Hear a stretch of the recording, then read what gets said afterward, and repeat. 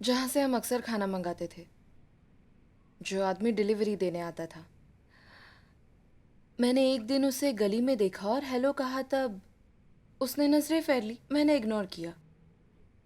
कुछ दिनों बाद हम फिर से वहां गए। ऑर्डर हमने ऑनलाइन दे दिया था, लेकिन ऑर्डर नहीं आया।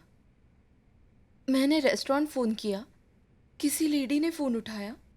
उसने मुझे गुस्से से कहा कि ऑर्डर डिलीवर नहीं हो सकता। पूछने से पहले ही उस लेडी ने फ़ोन काट दिया। मैंने कई बार मिलाया, पर आवाज़ सुनते ही वो फ़ोन काट देती। मुझे इतना गुस्सा आया कि मैं रात में ही वहां चली गई। रेस्टोरेंट में डिलीवरी बॉय ने मुझे देखा और देखते ही वो भाग गया वहां से। उसके बाद वो लेडी आई और कहा, चली जाओ वरना पुलिस बुलाऊंगी। दिमाग खराब हो रहा था। मुझे कुछ समझ नहीं रहा था कि क्या हो रहा है। फिर उसने डिलीवरी बॉय को बुलाया। वो कांपता हुआ मेरे पास आया। लेडी ने उसे बोलने को कहा,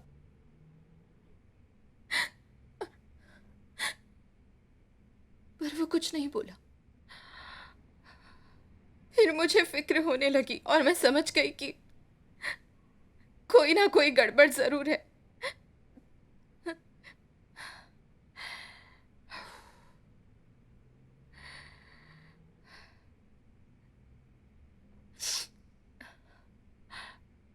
तारिक ने उसका पीछा किया था। वो खाना देने आया था और जब देकर जाने लगा, तब तारिक ने उसका पीछा किया था। उसने जब महसूस किया तो रुककर पूछा। तारिक ने उसके मुंह पर जोर से मारा और उसे कहने लगा कि मेरी बीवी का पीछा छोड़ दे, वरना जान से मार दूंगा। अब मुझे ये बर्दाश्त नहीं होता। मैं अकेले ये सब बिल्कुल नहीं कर पाऊंगी। जब तक हो पाया मैंने ये बर्दाश्त किया, पर अब ये सब बढ़ता जा रहा है। उस दिन बार में जो हुआ वो मैंने अपनी आंखों से देखा। बेवजह तारिक ने वहां उस लड़के को बुरी तरीके से पीटना शुरू कर दिया। उसे मदद की जरूरत है, सिर्फ मेरी ही नहीं, आपकी भी, हम सबके मदद की।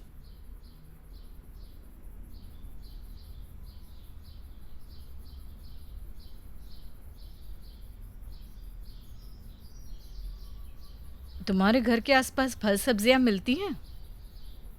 क्या? बाहर में ऐसे जाने से अच्छा है घर पर ही खाया पिया करो तुम लोग। शादी का मतलब सिर्फ घूमना फिरना नहीं होता। इस तरह घूमने फिरने से जिंदगी नहीं चलती है।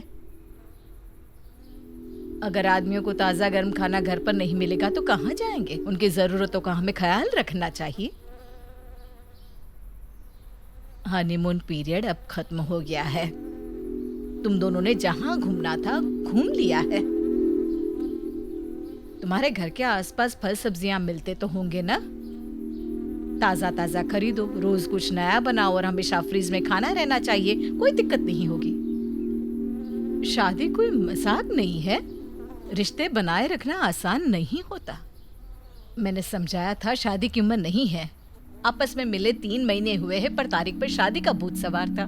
कहा था उससे पहले एक दूसरे से ठीक से जान लो। फिर उसके डैड भी कहने लगे प्यार करते हैं एक दूसरे से करने दो शादी। मैं भी क्या करती, मैं भी चुप रही। पर अब तुमसे मिलकर ये सब सुनकर दुख हो रहा है।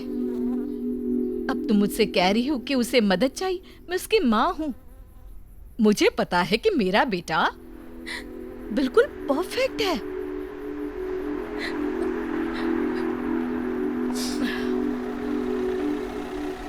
लगता है शेफ आ गया।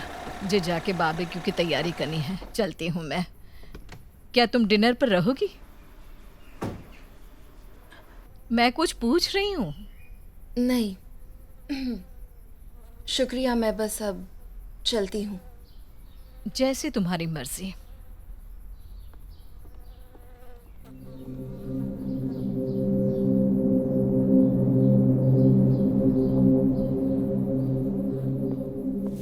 अरे वाह, कैसी हो हेमल? काफी दिनों बाद आना हुआ। तारिक कहाँ है? मैं अच्छी हूँ डैड, तारिक नहीं आया, मैं अकेली आई हूँ। तुम्हारे मुंह से डैड सुनकर अच्छा लगता है। आती रहा करो यहाँ पर। तुमसे मिलकर बेटी की हसरत पूरी हो जाती है। तारिक कब आएगा? अच्छा हुआ ज्यादा गोश्त लेकर आया मैं। आज रात हम लोग बारबेक्यू करते हैं, ठीक है ना? वैसे तुम्हें लैम्ब तो पसंद है ना? अगर तुम कहो मैं तो डिनर तक नहीं रुक पाऊंगी डैड। क्यों? तारिक नहीं आए डैड, मैं अकेली आई हूँ और अकेली ही जाने वाली हूँ। क्यों? मैं आपसे बात करने आई थी डैड। क्या हुआ? एमएल, आखिर बात क्या है बेटा? देखो, ऐसे नहीं रोते। हाँ, ये लो पकड़ो इसे। अब जल्दी से इन खूबसूरत आंखों से आंसू पोंछ लो। मुझे आंसू बिल्कुल पसंद नहीं है। और क्या हुआ मुझे बताओ, क्या किया अब इस लड़के ने? उनकी तबीयत ठीक नहीं है, क्यों, क्या हुआ उसे? अजीब अजीब हरकतें करते हैं, जल्दी गुस्सा आ जाता है। मैंने मॉम को भी बताया था। उसने कुछ ऐसा वैसा कहा तुमसे? मत सुनो उसे, वो अपने बेटों का पक्ष लेती है सिर्फ। तारिक का दिमाग कुछ ठीक नहीं है। क्या हुआ? मुझे बहुत फिक्र हो रही है। मुझसे अब ये सब अकेले देखा नहीं जा रहा। प्लीज मेरी मदद कीजिए, मैं थक गई हूँ। प्लीज मेरी मदद कीजिए, मैं क्या करूँ? परेशान मत हो बेटा, इतना स्ट्रेस लेने की जरूरत नहीं है। हम सब हैं ना तुम्हारे साथ यहाँ पर। हाँ, देखो तुम्हें एक बात बताता हूँ। मेरा एक कजिन था, वो भी कुछ ऐसा ही किया करता था जब वो छोटा था। ऐसे तारिक की तरह ही उल जुलुल हरकतें किया करता था ताकि उसे अटेंशन मिले और ताकि उसके भाइयों को वो जला सके। इसलिए घबराने की जरूरत नहीं है। वो तुमसे प्यार करता है, उसे बस तुम्हारी अटेंशन चाहिए। तुम बिल्कुल फिक्र मत करो, मैं बात करता हूँ उससे। उसकी इतनी हिम्मत कैसे हुई कि वो तुम्हें रुलाए? मैं हूँ तुम्हारे साथ, उसकी अच्छी तरह से खबर लेता हूँ। मेरी बात एक साइकोलॉजिस्ट से हुई थी, मैं मदद के लिए गई थी। उन्होंने कहा हम सबको तारिक का ख्याल रखना पड़ेगा। वो काफी अच्छी डॉक्टर है, उन्होंने कहा सब कुछ ठीक हो जाएगा। पर तुमने डॉक्टर को बताया क्या है? तारिक के बिहेवियर के बारे में, पर वो बेहतर डायग्नोसिस के लिए तारिक से मिलना चाहती है। ये तुमने क्या कर दिया? साइकोलॉजिस्ट और डॉक्टर से बात करने की भला क्या जरूरत थी? इस तरह की बातों को अगर घर में ही सुलझा लिया जाए तो परिवार के लिए अच्छा रहता है। अब मैं क्या करूं? एक बार पूछा तो होता, हम करते कुछ उसका। डॉक्टर के पास जाने की क्या जरूरत थी? मैं देखता हूं उसे, घबराओ मत। खैर छोड़ो, अब डॉक्टर के पास जाने की जरूरत नहीं है, ये अच्छा नहीं रहेगा। उसकी तबीयत कैसे ठीक करनी है मैं जानता हूं।